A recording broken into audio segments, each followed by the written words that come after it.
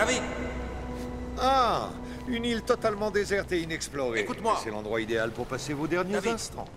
David, écoute, le Monitor agit exactement comme une antenne. Il ne fait pas que recevoir des tachyons, il crée une possibilité de futur à Il partir de... l'amplifie, il la transmet comme dans une boucle de rétroaction. C'est comme une prophétie autoréalisatrice, diffusée par le Il Monitor. génère des images de fin du monde pour imposer cette idée aux gens à force de La répéter réalité, c'est jusqu'à qu'on ce a qu'ils créé une l'acceptent. bombe à retardement. Beaucoup de gens pensent qu'il n'y a plus rien à faire, mais en fait, on a 58 jours pour changer les choses. Ce sera pas possible tant que cette machine tournera. Il me semble, jeune fille, que tu n'as pas encore une vision très précise de la fusion tachyonique. Une fois que le processus est en cours, il est absolument impossible de l'arrêter.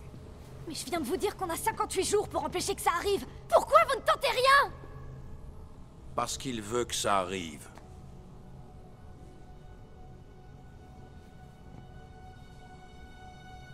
Hein, David? Imaginez. Vous pouvez voir le futur. Et vous êtes terrorisé par ce que vous voyez. Comment réagissez-vous? Vous vous tournez vers qui? Les hommes politiques? Les grands industriels? Et comment les convaincre? Avec des données, des chiffres? Bonne chance. Les seuls chiffres qu'ils ne contestent pas sont ceux qui alimentent la pompe à dollars et les rouages du système. Mais maintenant, imaginez qu'il soit devenu possible de supprimer les intermédiaires et d'implanter directement l'idée du désastre annoncé dans le cerveau des gens.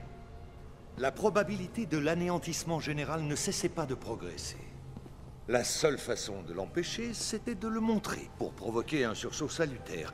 Car enfin, quel être humain normalement constitué ne se sentirait pas mobilisé à l'idée que tout ce à quoi il tient tant dans la vie va disparaître? Pour sauver la civilisation, j'allais montrer son anéantissement.